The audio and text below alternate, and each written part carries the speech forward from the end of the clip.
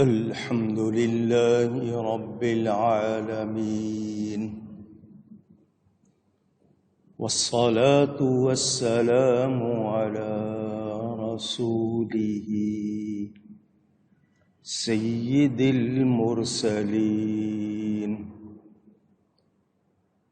خاتم النبيين شفيع المذنبين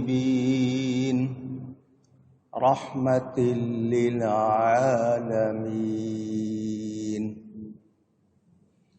سيدنا ومولانا محمد رسول رب العالمين وعلى آله وصحبه أجمعين. أما بعد فأعوذ بالله من الشيطان الرجيم. بسم الله الرحمن الرحيم.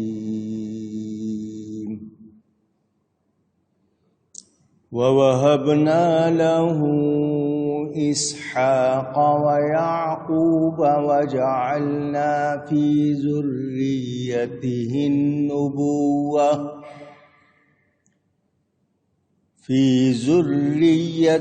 النبوة والكتاب وآتيناه أجره في الدنيا وَإِنَّهُ فِي الْآخِرَةِ لَمِنَ الصَّالِحِينَ. صدق اللہ العلی العظیم.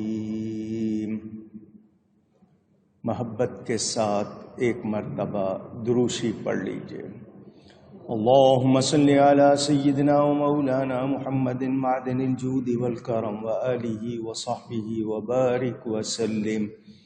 الصلاة والسلام علیک یا رسول اللہ. الصلاة والسلام علیک یا حبیب اللہ.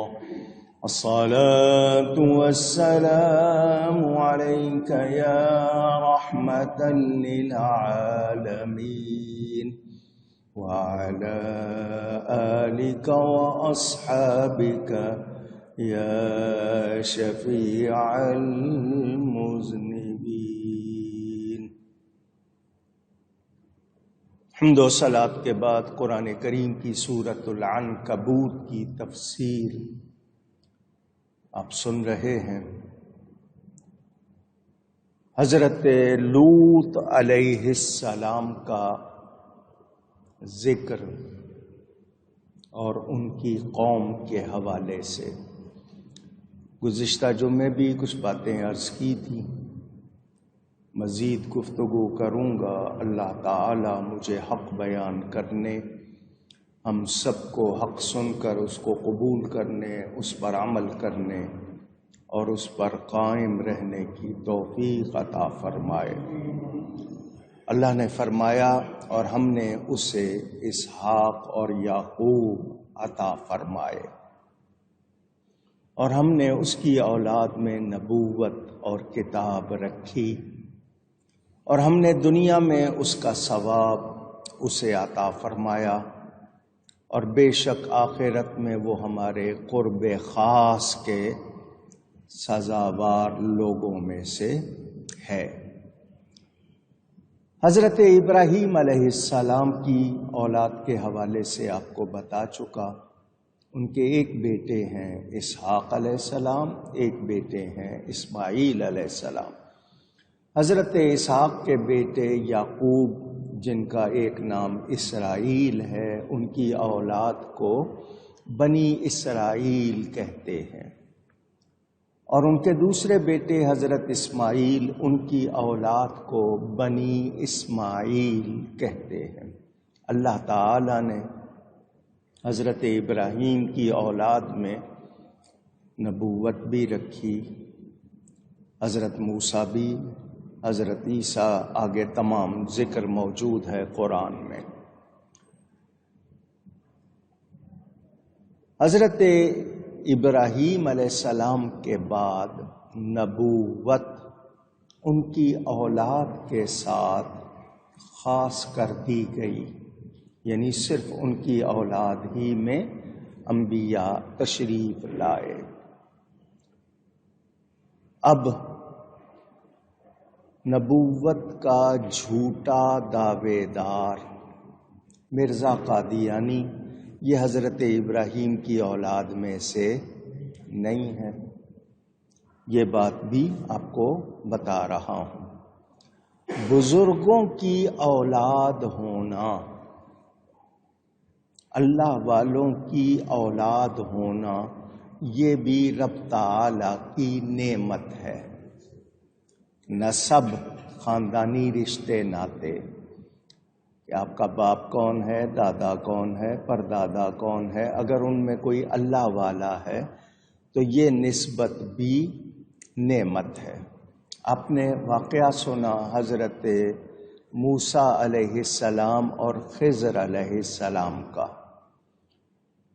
آپ کو ہر سال رمضان میں بھی اور اس کے علاوہ درس تراویح میں بار بار سناتا ہوں، لیکن جب وہ واقعہ آیا تھا آپ کو تفصیل سے سنایا تھا۔ حضرت موسیٰ علیہ السلام حضرت خضر علیہ السلام کے پاس گئے تھے، مجھے اپنے ساتھ رکھیں، میں آپ سے سیکھنا چاہتا ہوں۔ انہوں نے کہا تھا کہ تم میرے ساتھ رہ کر صبر نہیں کر سکو گے۔ حضرت موسیٰ علیہ السلام نبی ہیں، حضرت خضر علیہ السلام کے بارے میں ہم دعویٰ نہیں کر سکتے کہ وہ نبی ہیں یا نہیں ہیں۔ کچھ لوگ ان کو نبی مانتے ہیں، کچھ کہتے ہیں کہ وہ نبی نہیں ہیں، واللہ اعلم۔ وہ ایک بستی میں گئے، بستی والوں سے کہا کہ ہمیں کھانا کھلاؤ، ہم مسافر ہیں۔ بستی والوں نے کھانا نہیں کھلایا۔ وہاں ایک دیوار تھی جو ٹوٹ رہی تھی۔ حضرت خضر علیہ السلام نے حضرت موسیٰ سے کہا آؤ مل کر اس دیوار کو مضبوط کر دیں کہ یہ گرے نہیں، اس کو بنا دیں۔ حضرت موسیٰ علیہ السلام نے کہا ان لوگوں نے تو کھانا تک نہیں کھلایا، ہم ان کی دیوار کیوں بنائیں؟ لیکن حضرت خضر علیہ السلام تکوینی یعنی اللہ کی طرف سے خاص علوم کے ساتھ، ان کا جو خاص منصب ہے اس کے ساتھ تھے۔ وہ دیوار کیوں بنائی؟ فرمایا وَكَانَ أَبُوهُمَا صَالِحًا۔ یہ دیوار ہم نے اس لیے بنائی کہ یہ دو یتیم بچوں کی جو جائیداد خزانہ ہے وہ اس دیوار کے نیچے دفن ہے۔ یہ دیوار گر گئی تو وہ خزانہ لٹ جائے گا، بچوں کو نہیں ملے گا۔ تو ان بچوں کی حفاظت کے لیے کہ ان کو خزانہ صحیح طرح پہنچ جائے ہم نے یہ دیوار بنائی ہے، کیونکہ ان کا باپ نیک تھا۔ ان بچوں کا باپ اونچی کہیے نیک تھا، اور مفسرین نے لکھا ہے کہ وہ ان بچوں کا ڈائریکٹ باپ نہیں، 7ویں پشت میں باپ نیک ہوا تھا، 7 پشتیں پہلے۔ تو جب 7 پشتیں پہلے نیک باپ کا اللہ تعالی اتنا خیال فرما رہا ہے تو جو ڈائریکٹ اولاد ہوں، پتہ چلا بزرگوں کی اولاد ہونا بھی نعمت ہے۔ کیا ہے؟ تو نسب کسی کو ملے اس کو فخر کرنے کی اجازت نہیں ہے، لیکن شکر تو کرے، وہ اس بات پر خوش تو ہو کہ اللہ نے مجھے کیسا نسب عطا کیا ہے۔ تو حضرت ابراہیم علیہ السلام کی اولاد میں نبوت، تو حضرت ابراہیم کی اولاد ہونا بھی نعمت ہوئی، یہ بھی آپ کو پتہ چل گیا، مگر شرط ایمان ہے۔ شرط کیا ہے؟ پھر کہیے گا۔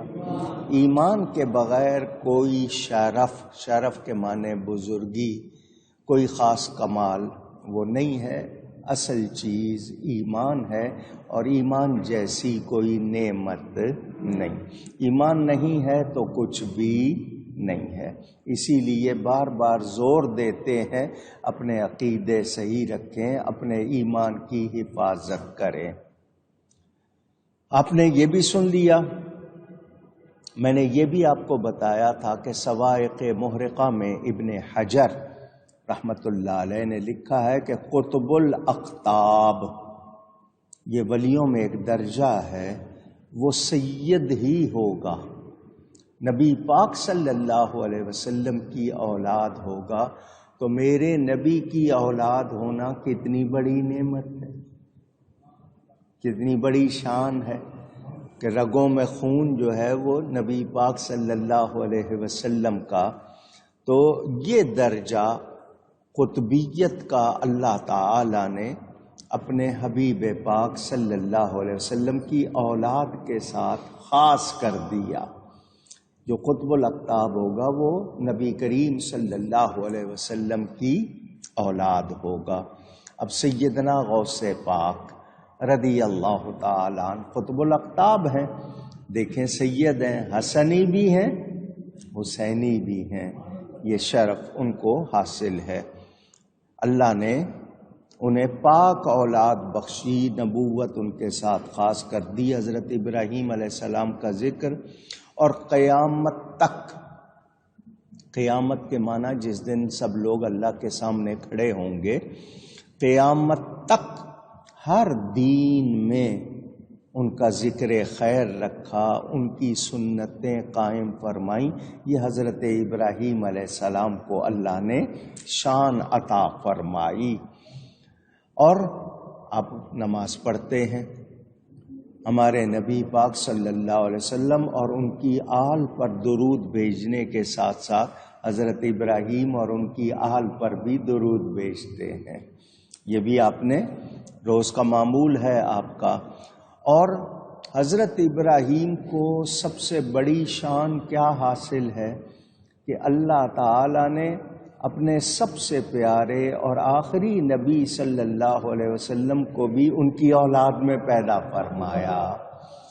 تو وہ نبی پاک صلی اللہ علیہ وسلم کے اجداد میں، آباء و اجداد میں، بڑوں میں، جو باپ جو کہلاتے ہیں ان میں شامل ہیں۔ شان اللہ نے میرے نبی صلی اللہ علیہ وسلم کو سب سے زیادہ عطا فرمائی ہے۔